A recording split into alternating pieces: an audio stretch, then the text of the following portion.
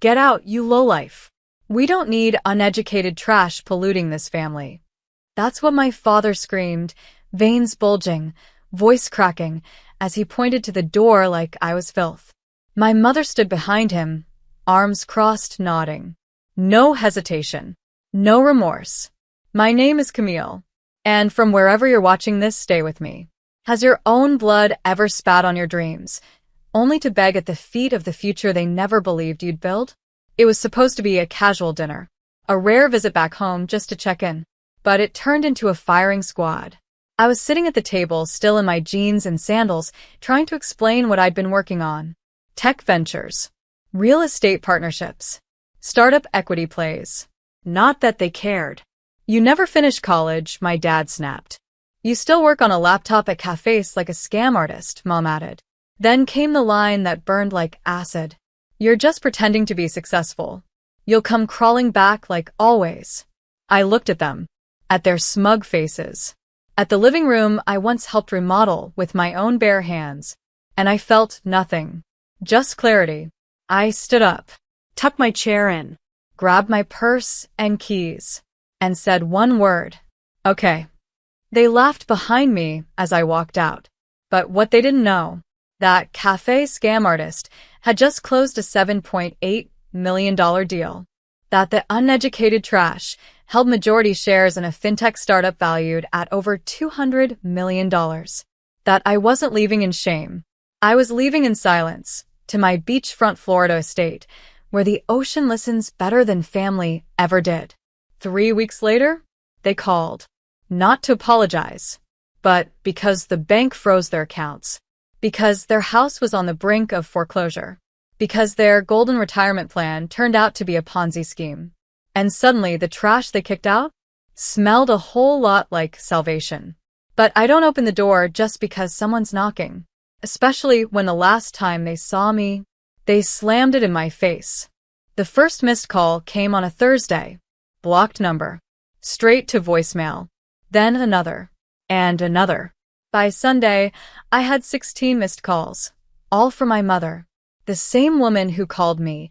A mistake that never learned her place. Now leaving voicemails that started with, "Camille, sweetie, we need to talk."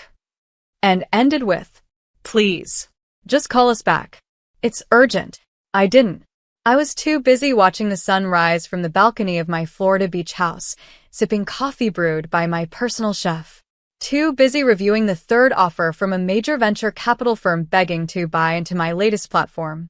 Funny how quiet life gets when you cut off the noise of people who only cheered when you were small. But then they showed up, unannounced. I was on my way back from yoga when the security desk called. "Ma'am, there's an older couple downstairs. They say they're your parents." I paused, then smiled. "Tell them I'm not available. And please let them know this building doesn't allow unapproved guests." 10 minutes later, I watched the security footage. There was my dad, pacing. My mom wiping tears she hadn't earned. Both of them looking around like they suddenly realized how far down the ladder they'd thrown me. They didn't recognize the world I'd built, because they never thought I was capable of building anything at all. Back when I dropped out of college, they held a family meeting without me. Decided I was wasting my life. Told relatives I was working for some scam website living off breadcrumbs. What I was actually doing. Designing a financial algorithm that now powers one of the fastest-growing credit unions in the Southeast. My team calls me the quiet billionaire in sneakers. I just prefer free. Free from expectations. Free from shame. Free from begging people who never saw my value to suddenly respect it. Later that evening, my dad sent a final text. "We're struggling. We need your help. Just a small loan until things get better." I read it once. Then twice, and replied with just 3 words. I thought I was trash. Delivered. Read. No reply.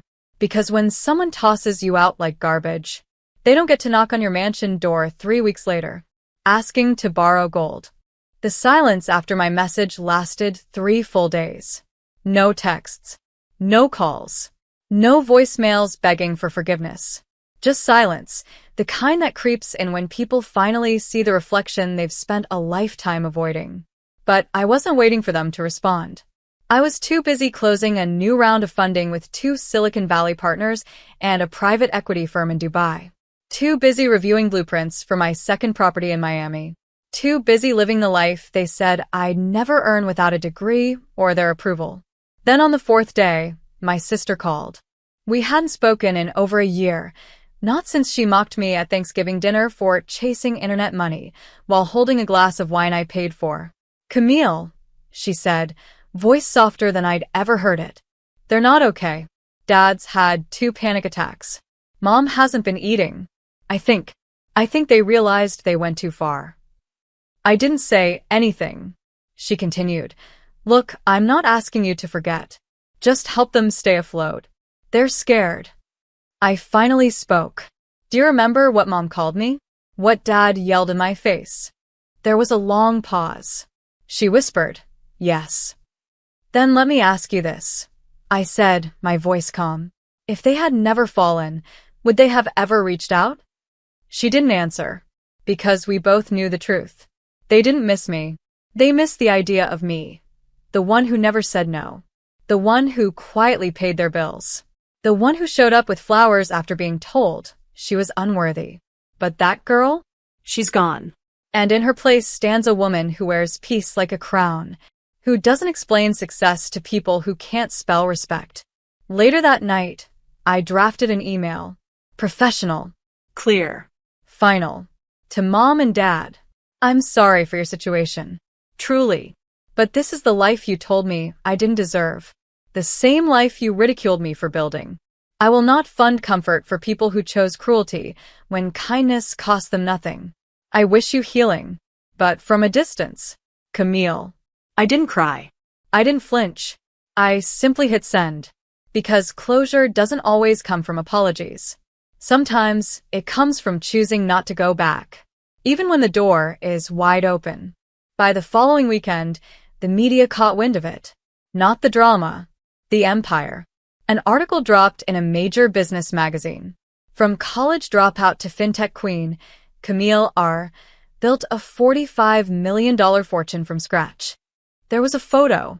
Me on the balcony of my beach house, barefoot, wind in my hair, holding a coffee mug that said self-funded. The story hit like wildfire.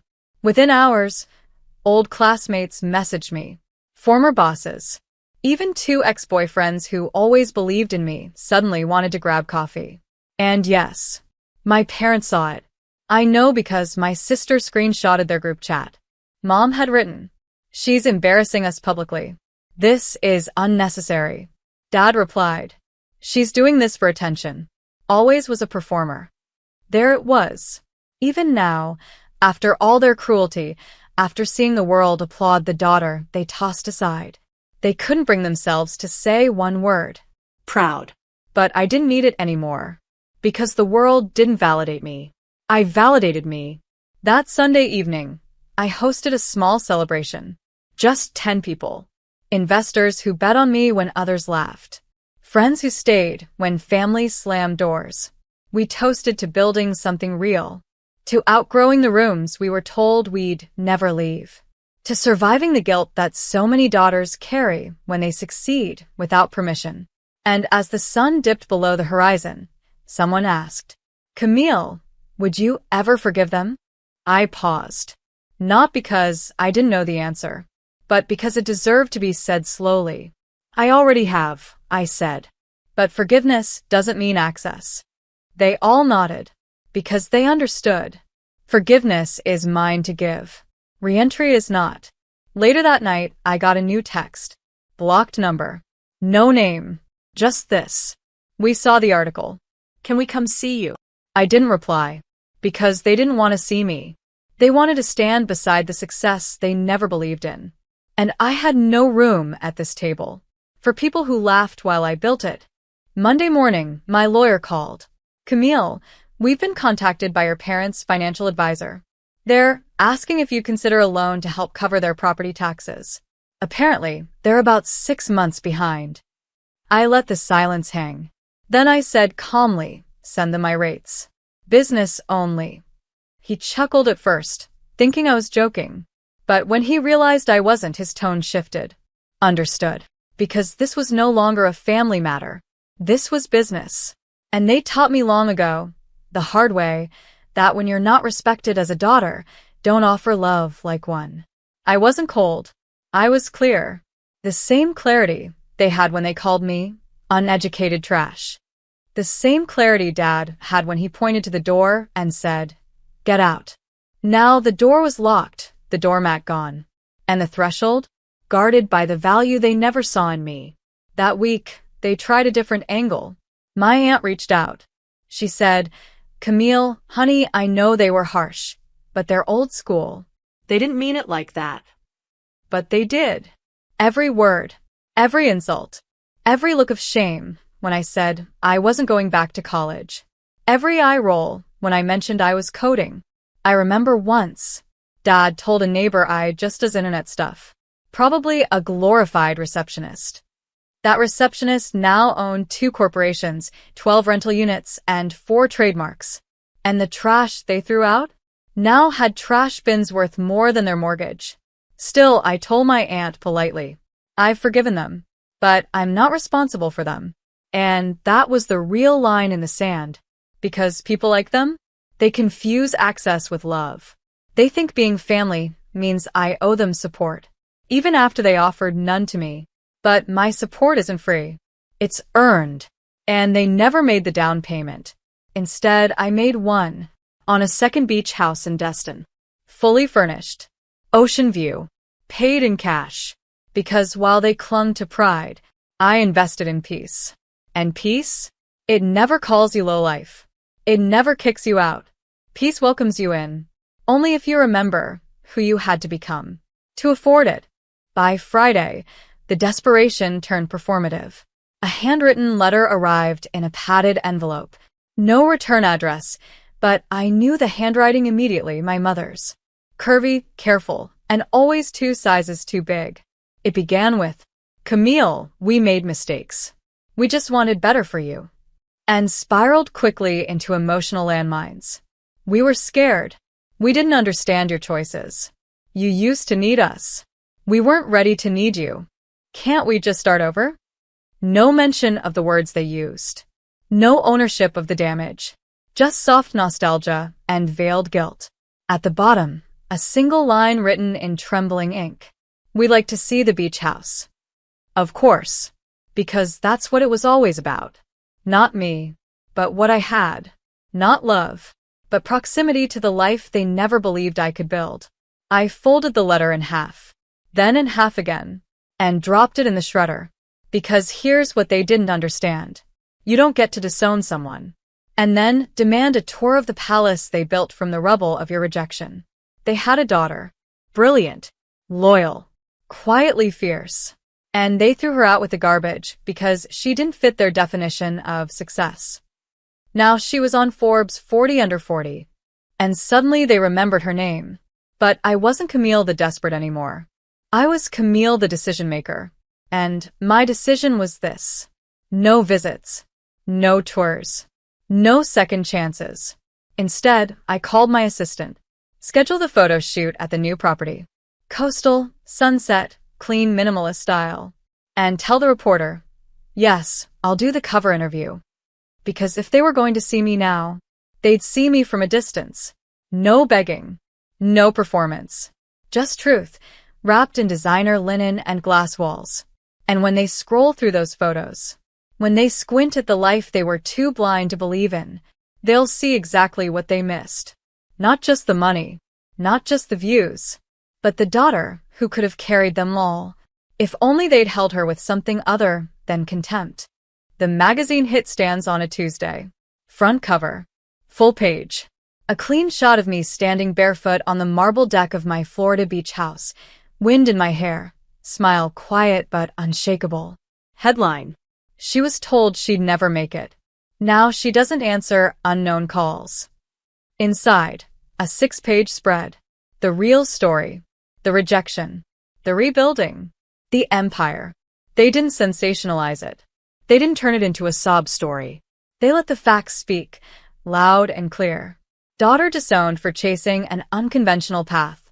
now CEO of a multi-million-dollar portfolio. No degree, no apology, just results. And within 48 hours, my parents' entire social circle had read it. Their friends, their church, their former coworkers. I know because my cousin forwarded a text from my dad.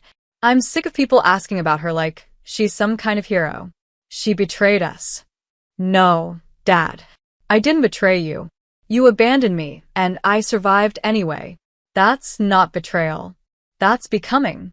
By Friday, I got another letter. No dramatic wording this time. Just this. We see now that we were wrong. If there's ever a place for us in your life again, we'd be grateful. Mom and Dad. I sat with it for hours. There was a time I would have crumbled, would have rushed to call, to fix it, to finally be chosen. But that version of me? She doesn't live here anymore. I don't need to be chosen by people who couldn't even recognize me. So I wrote a response. Not to reopen a door, but to close it properly. Dear Mom and Dad, you taught me what it feels like to be unwanted, what it means to be discarded. And in doing so, you taught me to build something no one could take from me. I forgive you. But forgiveness does not include access. You will not be part of this chapter, because you tore out every page that could have included you. I wish you healing. I truly do. But from the distance you created. Camille. No signature. No warmth. Just closure, clean, earned, and absolute. Because some families are assigned. But the real ones? You build them. From respect. From truth. From people who clap when you rise, even if they had to watch you do it without them. It's been 6 months now. 6 months since they called me trash. 6 months since I walked out of that house with nothing but a purse, a quiet okay, and a spine they didn't think I had. And in those 6 months, I've opened 2 new companies, invested in 5 women-led startups, built a scholarship fund for girls like me, brilliant, overlooked, and uninvited to the table. And most days I wake up to waves. To peace. To space, the kind they tried to shrink me out of. The requests have stopped. No more letters. No more voicemails. Just silence. And that silence? It doesn't ache anymore. It sings. Because I stopped chasing their version of love the day I realized it was conditional. As long as I obeyed. As long as I stayed small.